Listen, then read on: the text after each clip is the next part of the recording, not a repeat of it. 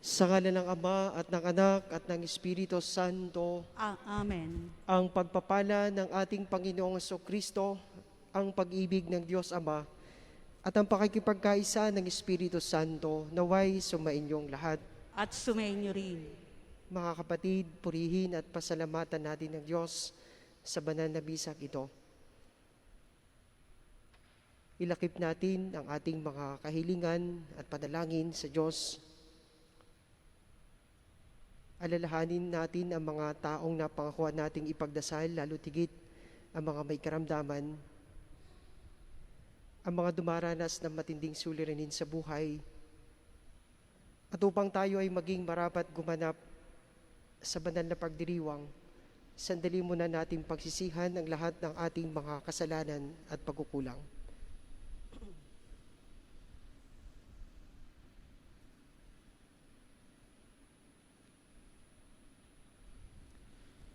Inaamin ko sa makapangyarihang Diyos at sa inyo mga kapatid na lubha akong nagkasala sa isip, sa salita at sa gawa at sa aking pagkukulang. Kaya isinasamo ko sa mahal na Birhen Maria, sa lahat ng mga anghel at mga banal, at sa inyo mga kapatid na ako'y panalangin sa Panginoong ating Diyos. Kaawaan tayo ng makapangyarihang Diyos, patawarin tayo sa ating mga kasalanan at patnubayan tayo sa buhay na walang hanggan. Amen.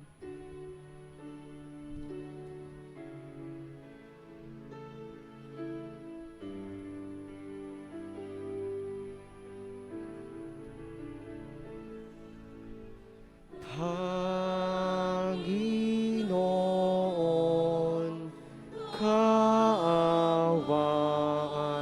mo kami.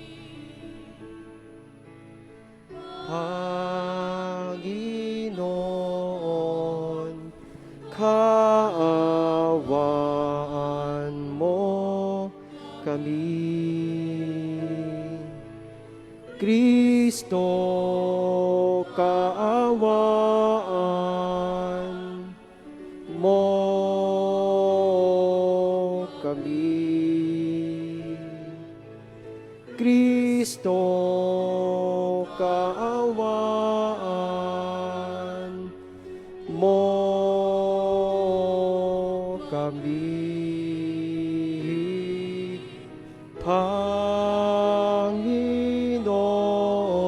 Panginoon, kaawaan mo kami.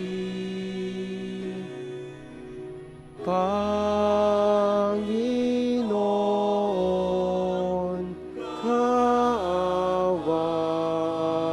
mo kami.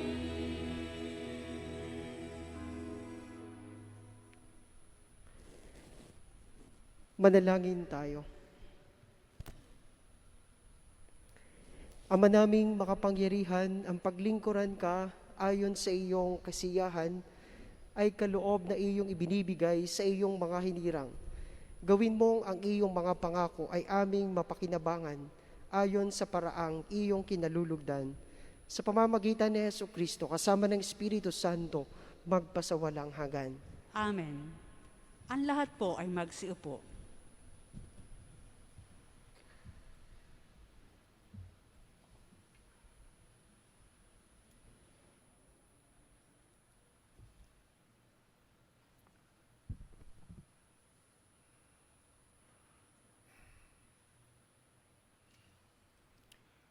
Pagbasa mula sa sulat ni Apostol San Pablo sa mga taga-Roma. Mga kapatid, lubos akong naniniwalang kayo'y puspos ng kabutihan, may sapat na kaalaman at marunong magpaalalahanan. Gayunman, sa sulat na ito'y naglakas loob akong paalalahanan kayo tungkol sa ilang bagay. Ginawa ko ito dahil sa kaloob ng Diyos sa akin na maging lingkod ni Kristo Jesus bilang saserdote sa mga hentil. Ipinangangaral ko sa kanila ang mabuting balita ng Diyos upang sila'y maging handog na kalugod-lugod sa Kanya, yamang pinabanal ng Espiritu Santo. Kaya't bilang lingkod ni Kristo Jesus, may katwiran akong ipagmapuri ang aking nagawa para sa Diyos.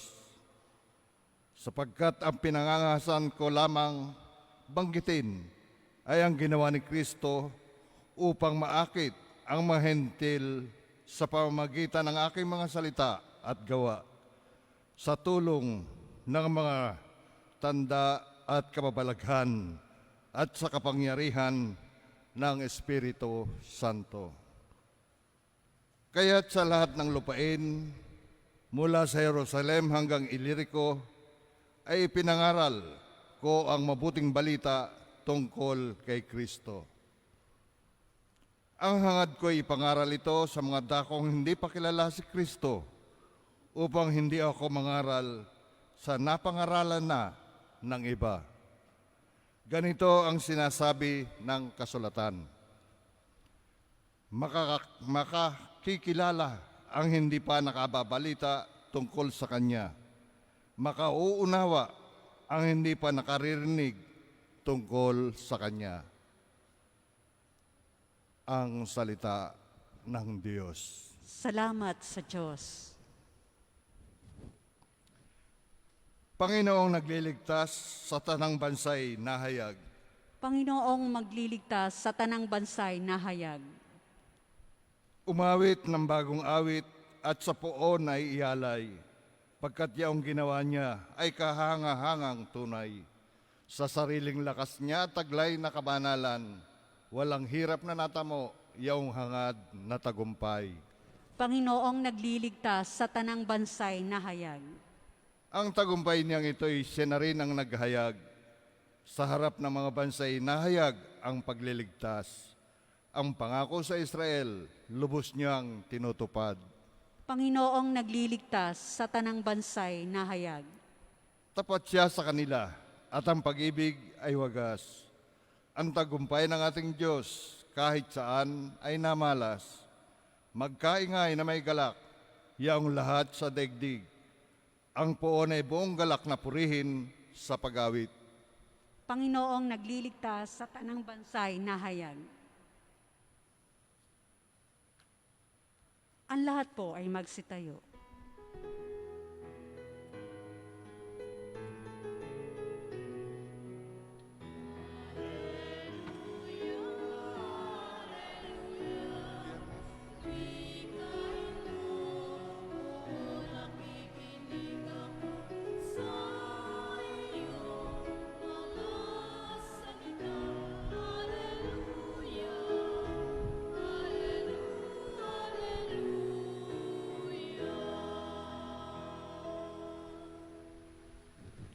Sumainyo ang Panginoon. At sumainyo rin. Ang mabuting balita ng Panginoon ayon kay San Lucas. Papuri sa iyo, Panginoon. Noong panahong iyon, sinabi ni Jesus sa kanyang mga alagad, may isang mayaman na may isang katiwala. Isinumbong sa kanya na nilulustay nito ang kanyang ari-arian. Kaya't ipinatawag niya at tinanong, ano ba itong naririnig ko tungkol sa iyo? Isulit mo sa akin ng buo ang pangangasiwa mo sa aking ari-arian, pagkat mula ngayon ay hindi na ikaw ang katiwala ko. Nawi ka ng katiwala sa sarili. Aalisin na ako ng aking Panginoon sa pangangasiwa. Ano ang gagawin ko? Hindi ko kayang magbungkal ng lupa. Nahihiya naman akong magpalimos. Alam ko na ang aking gagawin. Maalis man ako sa pangangasiwa, may tatanggap din sa akin sa kanilang tahanan. Isa-isa niyang tinawag ang mga may utang sa kaniyang Panginoon. Tinanong niya ang una, gaano ang utang mo sa aking Panginoon? Sumagot ito, 100 tapayang langis po. Heto ang kasulatan ng iyong pagkakautang. Dali, maupo ka at gawin mong 50, sabi ng katiwala. At tinanong naman siya ng isa, ikaw, gaano ang utang mo? Sumagot ito, 100 kabang trigo po. Heto ang kasulatan ng iyong pagkakautang, wika niya. isulat mo 80. Pinuri ng Panginoon ang magdarayang katiwala dahil sa kataninuhang ipinamalas nito, sapagkat ang mga makasanlibutan ay mas mahusay gumawa ng paraan kaysa mga makadiyos. Mga kapatid, ang mabuting balita ng Panginoon. Pinupuri ka namin, Panginoong Hesukristo. Ang lahat po ay magsiupo. Isang mapagpalang umaga po sa inyong lahat. Mapagpalang umaga po sa inyo. Ngayon din po sa ating mga taga-subaybay sa live streaming mass sa mga oras na ito. Mapagpalang umaga po sa inyong lahat. Sino po kaya dito ang lumaki doon sa tagubilin ng isang magulang na don't talk to stranger? Nung maliit pa po ako, sapagkat malayo ang aming bahay sa paaralan, hindi mawawala yung bili ng aking nanay na huwag makikipag-usap sa hindi mo kakilala. Nung panahong yon ay uso po nun yung sipay. Kung alam po niyo yung sipay, ito yung nangunguha ng bata. At kapag kinuha yung bata, ang sabi ay yung dugo ng bata ay inilalagay sa tulay para tumibay, no? Kaya pag sinasabihan po kami noon, may sipay, ay takot na takot po kami noon sapagkat kinukuha ang mga bata. Yun pong tagubilin ng isang magulang na huwag kang makikipag-usap sa hindi mo kakilala. Mahalaga daw po yun. Bakit? Sapagkat dalawang bagay. Pwedeng baka lukohin ka o baka may mangyaring masama. Kaya tinatandaan po yon. Huwag kang makikipag-usap sa hindi mo kakilala. Kanino ka makikipag-usap? Doon sa kakilala mo lang at may tiwala ka. Sa kakilala mo lang at may tiwala ka na hindi ka lulukuhin o walang masamang gagawin sa iyo. Mga minamahal kong mga kapatid, sa Ebanghelyo na ating napakinggan, dinadala tayo dun sa pagninilay tungkol sa pagiging katiwala. Kapag sinabi nating katiwala ay pinagtiwalaan. Pinagtiwalaan ng isang bagay, binigyan ng kapangyarihan para pagtiwalaan, para ingatan ang isang bagay. Kaya nga po, nakakalungkot o mahirap tanggapin kapag yung pinagtiwalaan mo ay niloko ka.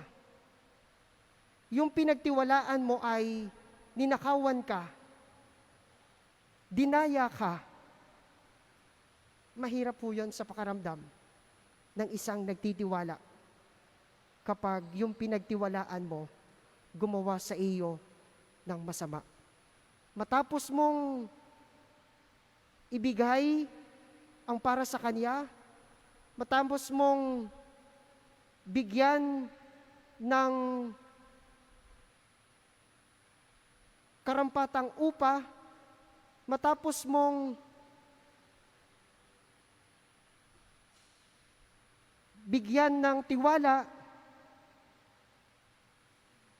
o matapos mong hindi paglihiman ng, o hindi, yung wala kang ililihim sa iyong katiwala, lahat parang bukas para sa Kanya. Pero sa kabila nun, niloloko ka pala. Sa kabila nun, dinadaya ka pala. Ito po yung senaryo na ipinapakita sa ating Ebanghelyo. Yung Panginoon, yung may-ari ng ari-arian ay biktima ng panloloko, biktima ng pandaraya, biktima ng pagnanakaw. Kaya nga po, anong nangyari? Inalis dun sa katiwala ang pangangasiwa. Inalis dun sa katiwala ang nasa sa kanya. Sapagkat hindi siya naging tapat. Mga minamahal kong mga kapatid, isa sa katangian ng pagiging katiwala o mabuting katiwala ay yung pagiging accountable. Yung may pananagutan ka sa mga bagay na ipinagkakatiwala sa iyo. May responsibilidad ka sa mga bagay na ipinagkakatiwala sa iyo. Kaya nga, mananagot ka doon sa may-ari o sa nagtitiwala sa iyo kapag sinira mo yung tiwala. Mawawala sa iyo yung isang bagay kapag hindi mo iningatan at hindi ka naging tapat sa mga bagay na pinagkakatiwala sa iyo. Hindi dahil kinuha sa iyo, kundi dahil hindi mo pinangalagaan. Hindi mo iningatan yung biyaya, yung mga bagay na pinagkatiwala sa iyo. Ito po yung nangyari doon sa katiwala. Nawala sa kanya ang lahat dahil hindi siya naging tapat. Pero merong isang bagay na nasa likod nung katotohanan bakit siya hindi naging tapat. Merong nag-udyok sa taong ito, sa aliping ito, sa katiwalang ito, bakit siya'y nadala doon sa sitwasyon na siya ay nandaya, nandnakaw, nilosta niya ang kayamanan ng kanyang Panginoon. Ano po yon? Yun ay siya'y naghangad ng labis. Kapag po tayo ay naghangad ng sobra, ng labis, sa kung anong meron tayo, doon papasok yung pagiging hindi tapat. Sapagkat maghahangad ka nga eh. Gustong meron ka nito. Gusto mo magkaroon ka nito. Kaya gagawa ka ng paraan. Sukdulan na gumawa ka ng masama, mapasa iyo lamang. Dalawang bagay lang mo po kung bakit ka naghahangad ng labis. Pwedeng, yun nga, dahil tuso ka, dahil sa sobrang paghahangad, o kaya walang-wala ka at gusto mong magkaroon ka. Mga minamahal kong mga kapatid, ito yung magandang tingnan sa ating buhay. Tayo bilang katiwala ng Diyos, tayo bilang pinagkatiwalaan ng mga biyaya ng Diyos. Ano po ang dapat nating maging disposisyon ng puso? Ano yung dapat nating maging katangian sa harap ng Diyos na nagbibigay sa atin ng biyaya? Sa harap ng Diyos na pinagkatiwalaan tayo ng mga biyaya? Una, live simply. Mamuhay kang simple. Maging kontento ka sa mga bagay na meron ka. Sapagkat alam ng Diyos kung anong pangangailangan mo at alam ng Diyos na hanggang dito lang ang pangangailangan mo. Mabubuhay ka sa mga biyayang ibinibigay sa iyo ng Diyos. Hindi gugustuhin ng Diyos na maghirap ka ng labis-labis. Kung nahihirapan ka at may pagsubok ka sa iyong pamumuhay ngayon, maaring may paraan ng Diyos na ibibigay sa iyo, kinakailangan mo lang maghintay, pero hindi mo kinakailangang maghangad ng labis dahil wala ka. Live with your means. Mabuhay ka ng simple. Maging kontento ka sa mga biyayang ibinibigay sa iyo ng Diyos. Huwag ka na maghangad ng labis sa mga biyaya na dapat yung hinahangad mo ay hindi na para sa iyo, kundi para sa mga taong higit na nangangailangan. Contentment, simple living. Doon po papasok yung pagiging tapat. Kapag natutunan mo na maging kontento sa buhay, kapag natutunan mong maging simple sa buhay, kasunod mong gagawin, maging tapat na lang sa Diyos. Maging tapat doon sa biyaya na ibigay sa iyo ng Diyos. Magsisikap ka na gawin kung anong ipinapagawa sa iyo ng Diyos, sapagkat kontento ka na sa mga biyaya na natatanggap mo sa Diyos. Kaya magsisikap ka na maging tapat, tanda ng iyong pasasalamat sa Diyos. Ito po yung disposisyon ng puso na hinahanap sa atin ng Panginoon upang marating natin yung pagiging mabuting katiwala. Ipagdasal po natin sa misang ito. Pagdasal natin ang biyaya upang tayo ay maging kontento sa lahat ng bagay na meron tayo. Maging simple sa lahat ng biyaya na ipinagkakaloob sa atin. Walang ibang hangad ang Diyos sa atin, kundi ang tayo ay mabuhay. Pero yung mabuhay na ganap at kasiyasiya at kalugod-lugod sa Diyos.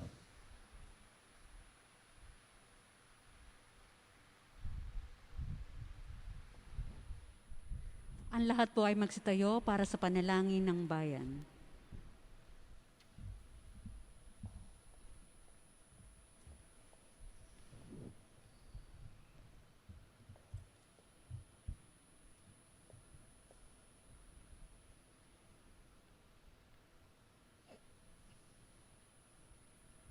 Manalangin tayo sa Ama na tumawag sa atin upang maging mga tapat na tagapangalaga tayo sa paggamit ng mga biyaya ng daigdig para sa kabutihan ng lahat. Sa bawat kahilingan ng ating itutugon, Banal na Guro, pakinggan mo ang aming panalangin. Banal na Guro, pakinggan mo ang aming panalangin. Ang simbahan naway maging mulat sa kanyang responsibilidad na isulong ang katarungang panlipunan sa sambayanan. Manalangin tayo sa Panginoon. Banal na Guro, pakinggan mo ang aming panalangin. Ang mga opisyal ng gobyerno naway maging karapat-dapat sa pagtitiwala ng mga tao at huwag magnais ng makasariling kabutihan sa kanilang pagsasakatuparan ng kanilang tungkulin. Manalangin tayo sa Panginoon. Banal na Guro, pakinggan mo ang aming panalangin. Ang mga may patrabaho at ang mga manggagawa naway maging tapat at magalang sa isa't isa. Manalangin tayo sa Panginoon. Banal na Guro, pakinggan mo ang aming panalangin. Ang mga may sakit naway mabigyan ng biyaya ng pagtitiis sa kanilang karamdaman. Manalangin tayo sa Panginoon. Banal na Guro, pakinggan ang aming panalangin. Ang ating mga mahal na yumao naway umani ng bunga ng kanilang pagpapagal sa walang hanggang kaharian ng Diyos. Manalangin tayo sa Panginoon. Banal na Guro, pakinggan mo ang aming panalangin.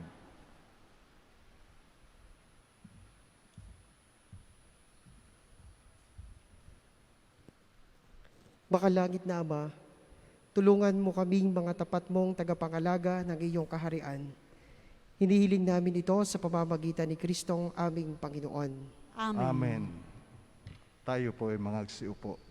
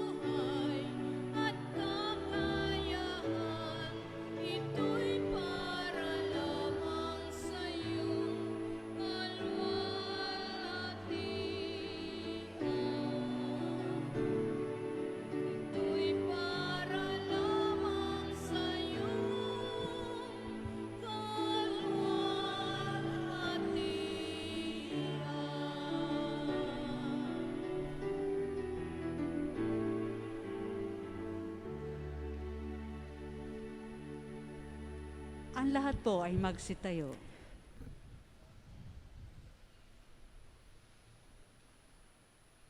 Manalangin kayo mga kapatid upang ang paghahain natin ay kalugdan ng Diyos sa makapangyarihan.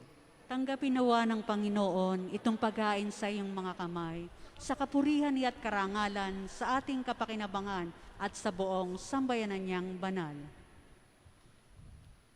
Ama naming lumikha, ang paghahain naming ito ay maging dalisay nawa at maging banal na pakikinabang namin sa iyong awang dakila sa pamamagitan ni Jesucristo kasama ng Espiritu Santo magpasawalang hanggan. Amen. Sumainyo ang Panginoon. At sumainyo rin, Taas sa Diyos ang inyong puso at diwa. itinaas na namin sa Panginoon. Pasalamatan natin ng Panginoong ating Diyos. Marapat na siya'y pasalamatan. Ama naming makapangyarihan, tuningang marapat na ikaw ay aming pasalamatan sa iyong paglingap at kagandahang loob. Ang tao'y nilikha mo at pinangangasiwa sa sansinukob. Sa hangad mong siya'y iwastong lubos, siya'y pinagdusa mo sa kanyang pagtalikod. Sa iyong paggiliw, iyong ipinahintulot na makabalik siya sa pamamagitan ni Kristo Jesus. Kaya kaysa ng mga anghel na nagsisiawit ng papuri sa iyo, na walang humpay sa kalangitan, kami nagbubunyi sa iyong kadakilaan. Santo, Santo ang Panginoon Diyos ng pangapangyarihan, langit at lupa'y nagpupugay sa iyong kaluwalhatian, o sana sa kaitaasan. Pinagpala ang naparirito sa ngalan ng Panginoon, o sana sa kaitaasan. Ang lahat po ay magsiluhod.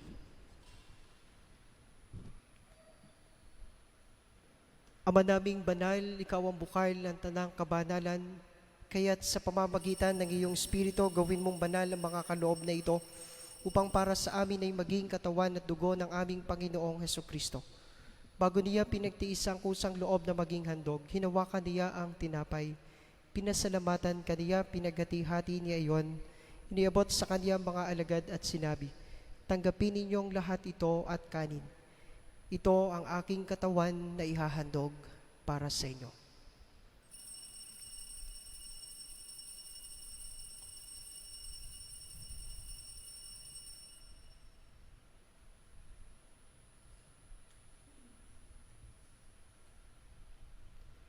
Gayun din naman, nung matapos ang hapunan, hinawakan niya ang kalis, muli kanyang pinasalamatan, iniabot niya ang kalis sa kaniyang mga alagad at sinabi, "Tanggapin ninyong lahat ito at inumin. Ito ang kalis ng aking dugo, ng bago at walang hanggang tipan. Ang aking dugo na ibubuhos para sa inyo at para sa lahat sa ikapagpapatawad ng mga kasalanan. Gawin ninyo ito sa pag-alaala sa akin."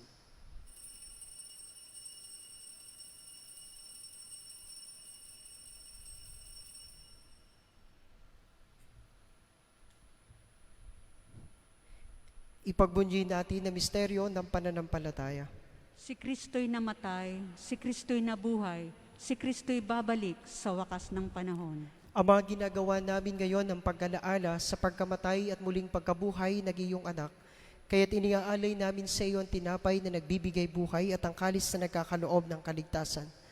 Kami nagpapasalamat dahil kami iyong minarapat na tumayo sa harap mo para maglingkod sa iyo.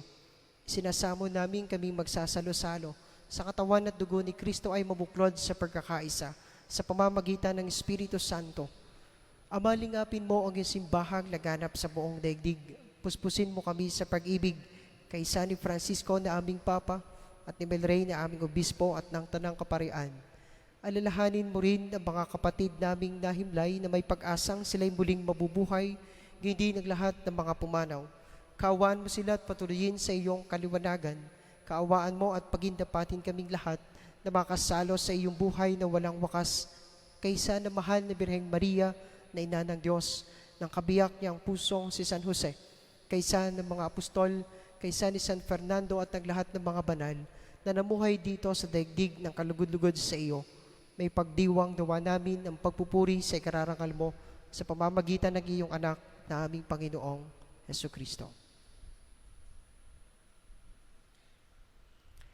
Sa pamamagitan ni Kristo, kasama niya at sa Kanya, ang lahat ng parangal at papuri ay Sa iyo, Diyos Amang makapangyarihan, kasama ng Espiritu Santo, magpasawalang hanggan.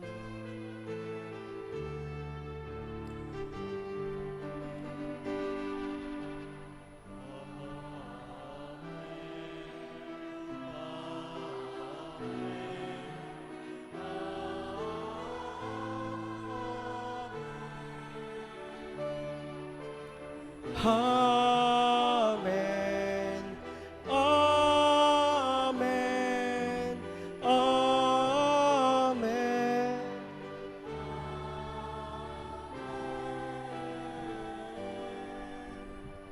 Ang lahat po ay magsitayo. Sa tagubilin ng mga nakagagaling na utos at turo ni Jesus na Panginoon natin at Diyos, ipahayag natin ng lakas loob.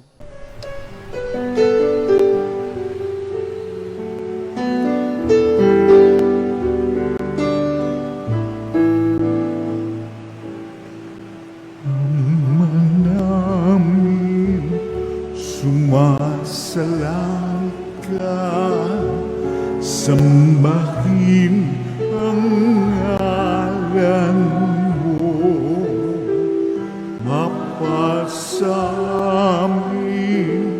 ang kaharian mo, sundin ang loob mo dito sa lupa para ng sa langit. Bigyan mo po kami ngayon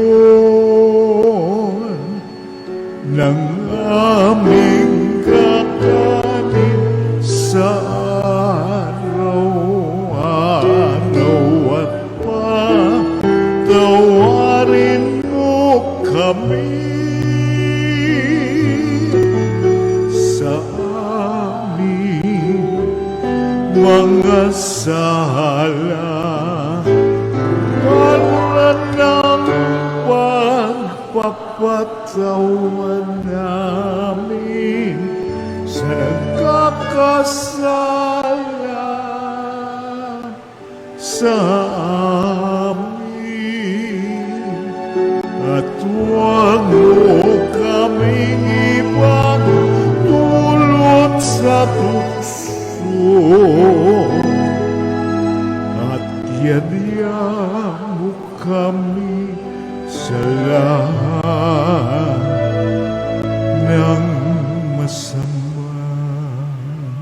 Hinihiling namin kami adya sa lahat ng masama, pagkalooban ng kapayapaan araw-araw, iligtas sa kasalanan, at ilayo sa lahat ng kapahamakan, samantalang aming pinananabikan ang dakilang araw ng pagpapahayag ng tagapagligtas naming si Heso Kristo.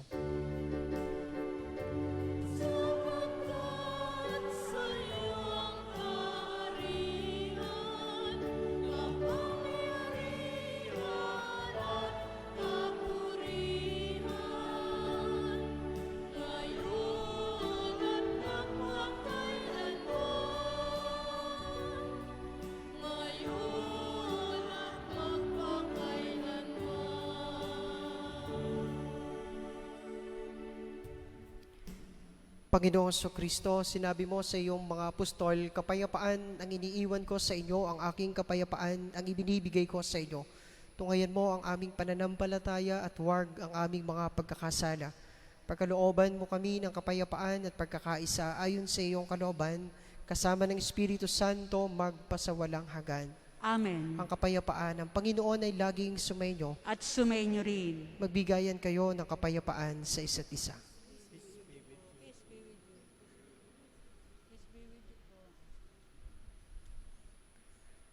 Kordero ng Diyos, nag-aalis ng mga kasalanan ng sanlibutan, maawa ka sa amin.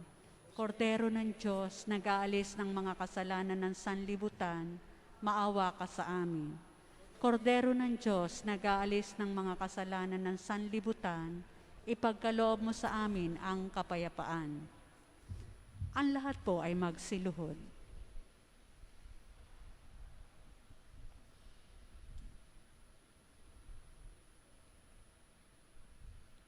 Mga kapatid, ito si Kristo, ang Kordero ng Diyos. Ito ang nag-aalis ng mga kasalanan ng sanlibutan.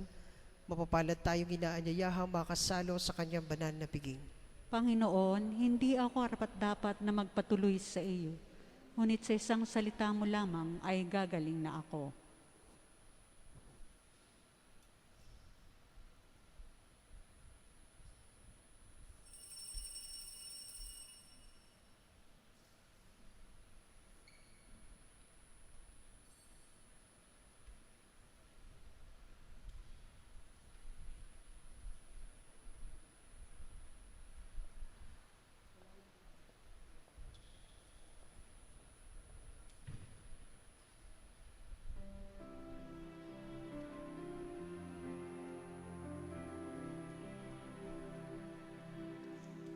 Tawag mo kami, O Jesus,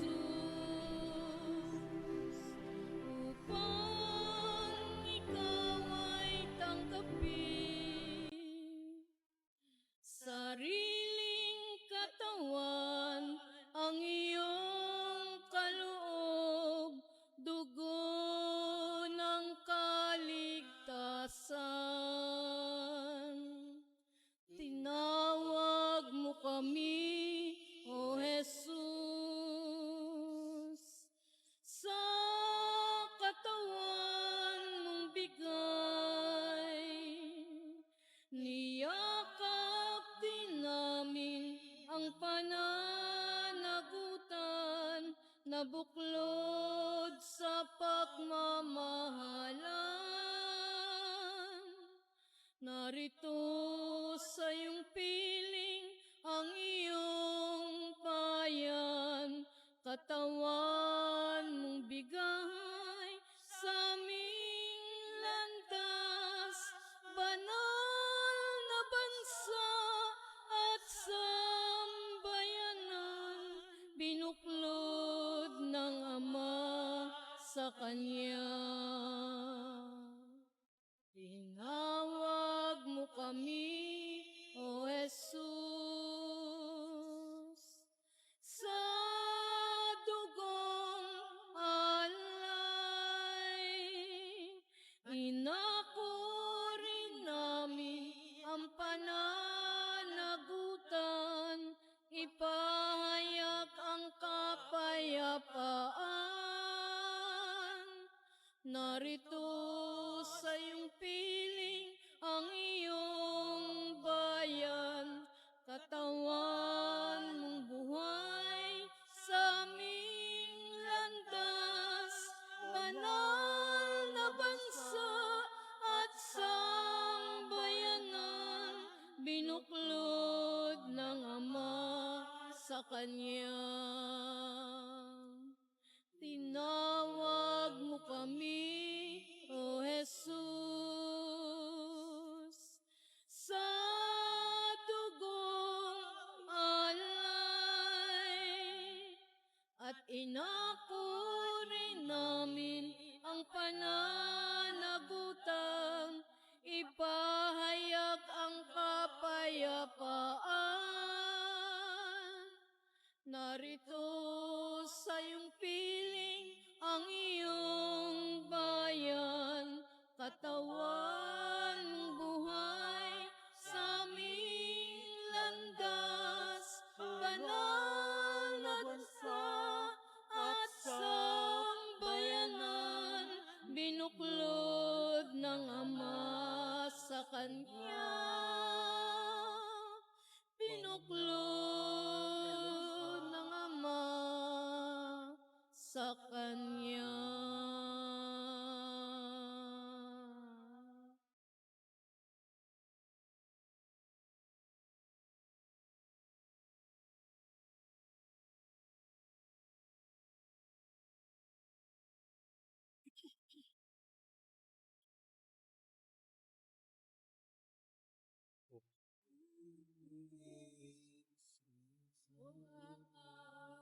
Sa aming puso at kaluluwa ang siyang nagdulot sa aming buhay ng gintong araw.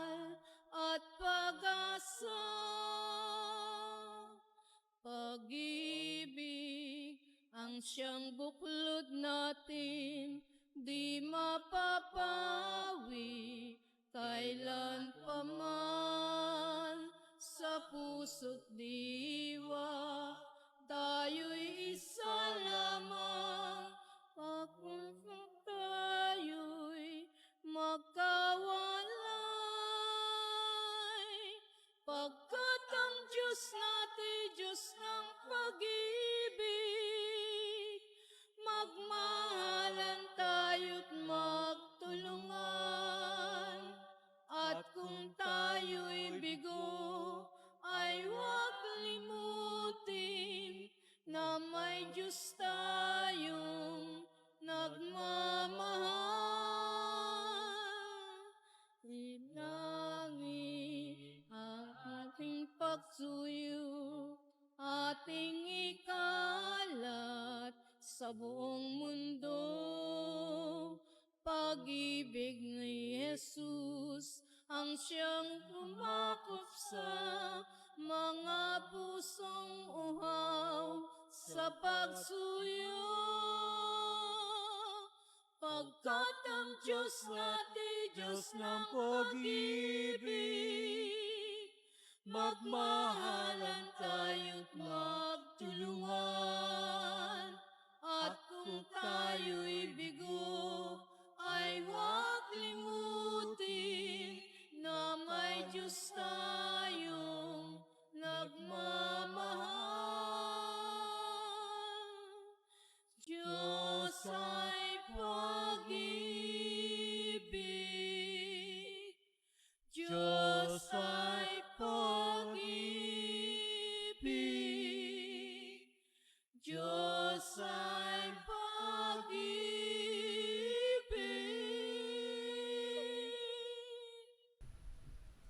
Ang lahat po ay magsitayo.